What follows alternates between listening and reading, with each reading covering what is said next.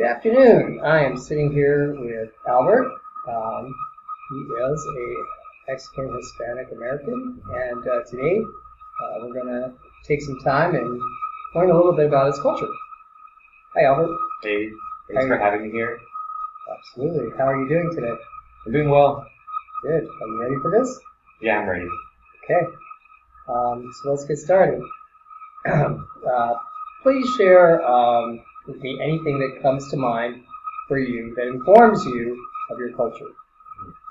Okay, so first things that come to mind, I think the biggest one is family. I feel like my culture is very big on family,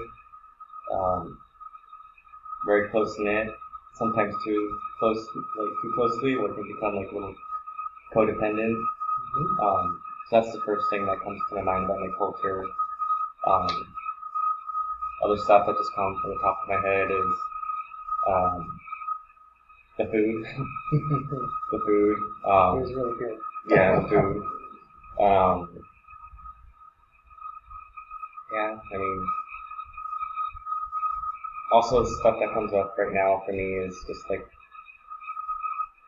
immigration. That's like the immigration stuff that's going on in Mexico and the United States, and like families being torn apart right now.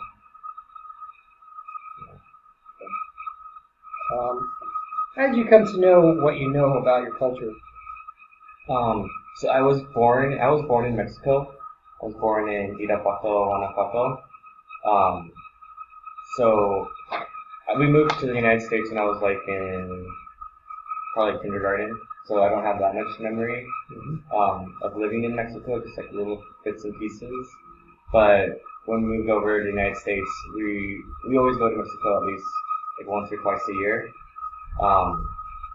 So going to Mexico once or twice a year, I think that's where I learned more about my culture, like traditions, because we don't really have that much family in the United States. So like traditions such as like the Holy Communion, that's like a big thing in Mexican culture. The quinceañera, when the girls turn 15.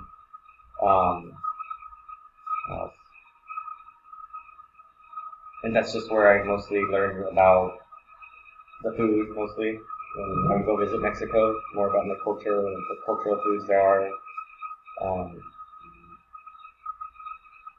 Legends, like scary legends growing up that my family in Mexico would tell me, like scary stories that similar to here, like for example, I don't know if this is off topic, but like the tooth fairy, like over there they don't believe in a tooth fairy.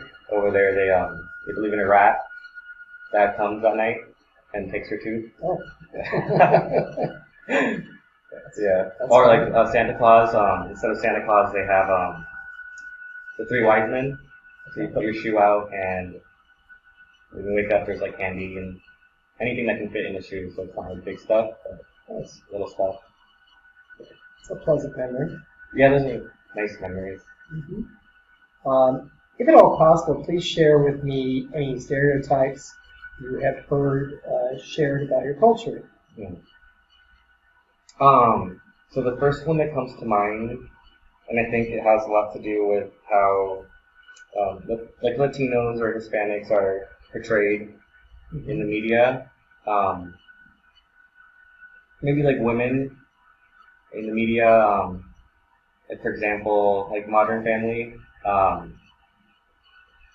Latinas are like represented as loud and sometimes maybe obnoxious, definitely like over emotionally reactive,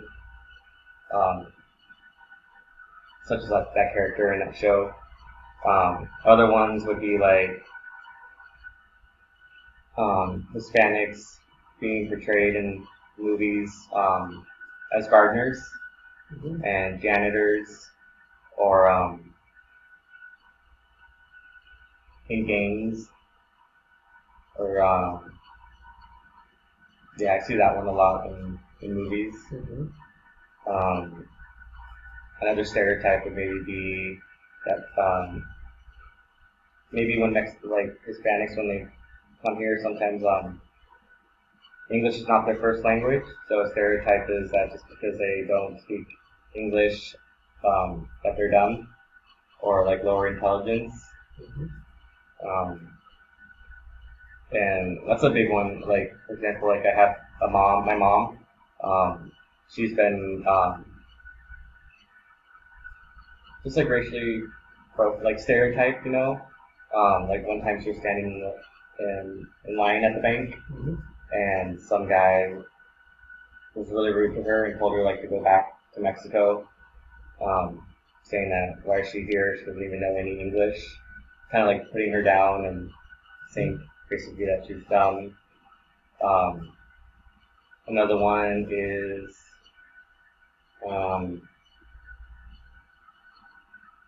oh yeah, for example, like the gardener one and the janitor one, that stereotype. Yeah, it's like not true because there's a lot of Hispanics who, you know, they work other jobs. You know, there's doctors and lawyers and just like anybody else. Another stereotype is that maybe that Mexicans, that they're all brown-eyed and dark-haired.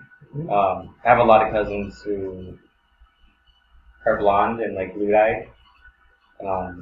So that's like another misconception or stereotype. Another stereotype is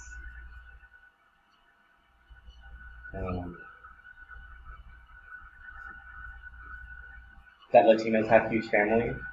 I mean, I do have a huge family, but I know some people who their family is not as huge as some people think Hispanic families are. And probably another stereotype would be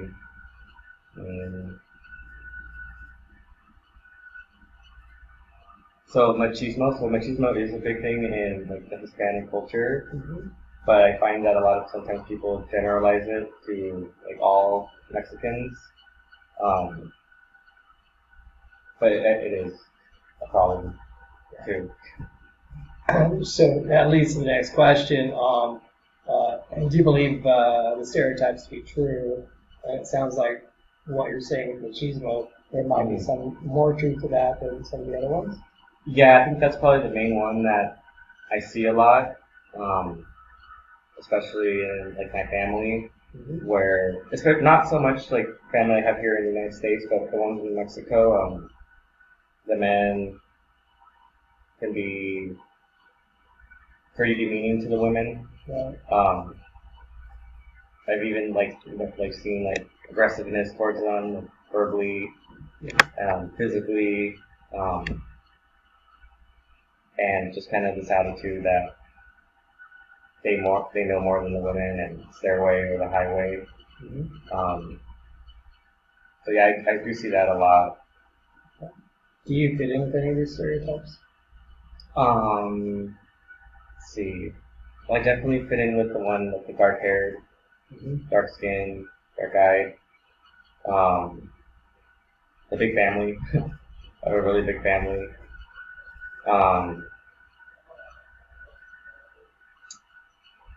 Not so much the other ones that I talked about. What emotions come up for you?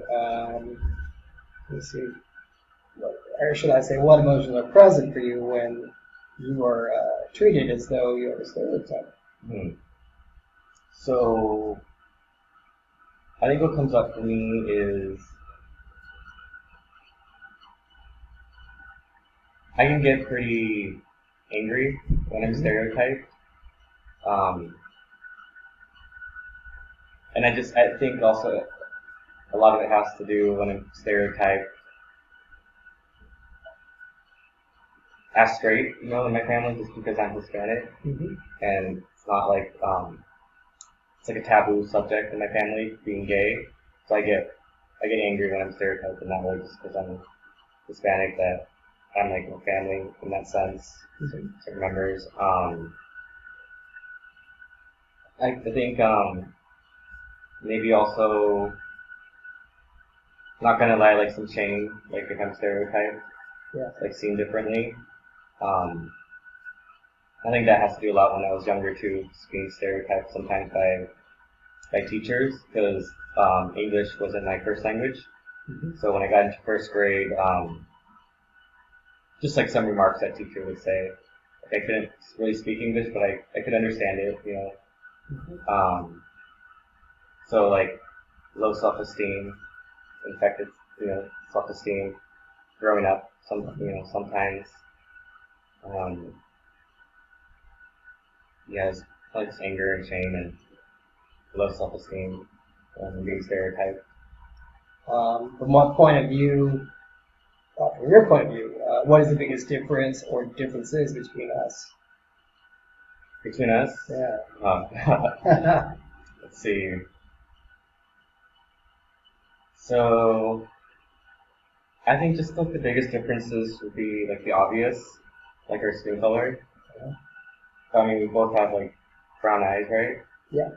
I mean, that's the only difference I can see. I mean, Otherwise, we look the same. I mean, we look the same. I'm sure we're both like family oriented.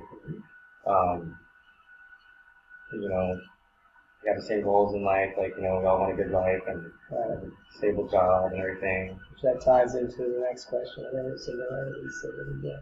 Oh yeah, similarities. So we'll go on to the next one.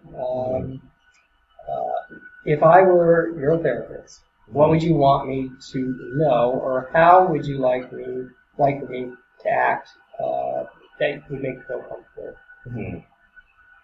So this is an interesting question because so I went to rehab in Mexico and I had a therapist there, but I also had a therapist here before I went to Mexico, and it was a lot different.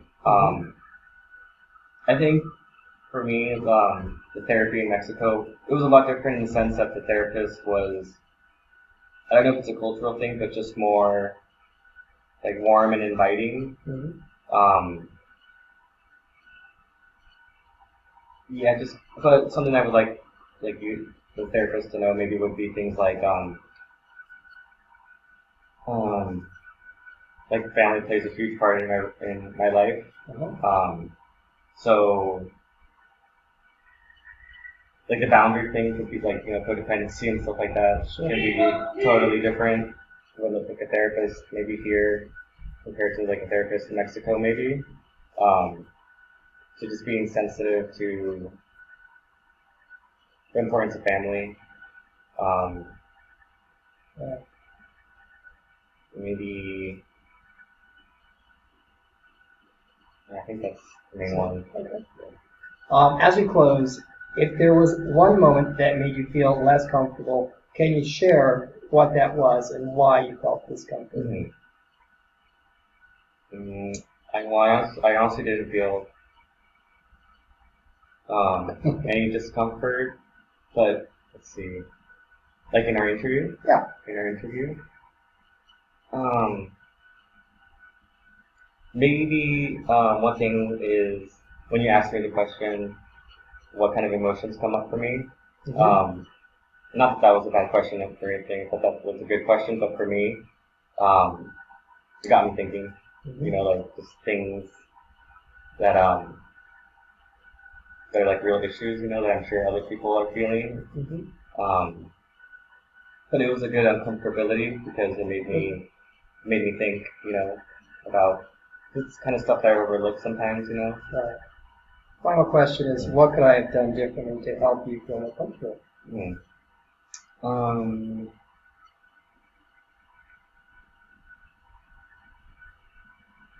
I don't think there was anything really. I mean, I felt comfortable during the interview. I think you're very welcoming and open. Yeah. All right. That concludes our interview. All right, cool. Thank you, Albert.